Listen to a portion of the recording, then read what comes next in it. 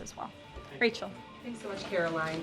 The president set a 2-week deadline for Ukraine and Russia to negotiate a deal. That time is now up. Does the president intend to set a new deadline on this call with President Putin? And how much longer is he willing to give these talks? Yeah, I don't want to get ahead of the specifics of the conversation the president will be having with President Putin in less than an hour this morning. But he has made clear throughout the entirety of this conflict, since he inherited it from Joe Biden. Don't forget, this is a war that began because of the previous administration's incompetence and weakness, and President Trump is working very hard to fix it. He has made it clear to both sides that he wants to see a peaceful resolution and a ceasefire as soon as possible. But as for specifics on a timeline, I won't get ahead of the president. And just on the goals for this call in particular, is the goal to get Putin to agree to a ceasefire? Is the goal to lead to some sort of in-person negotiations with Putin and the president? Well, I think, again, we'll see how the call goes, and the president has made it clear his goal is to see a ceasefire and to see this conflict come to an end. And he's grown weary and frustrated with both sides of the conflict. The president and his team have put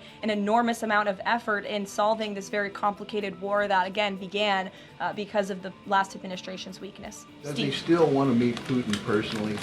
I think the president would certainly be open to that, but let's see how this call goes today. What's the status of the secondary sanctions package? The president's been talking about that. You haven't imposed them yet, but is that still on the table? I think everything's on the table, yes, and again, I won't get ahead of the president in any commitments or decisions, but certainly it's something he's been looking at and discussing. Elena. Hi.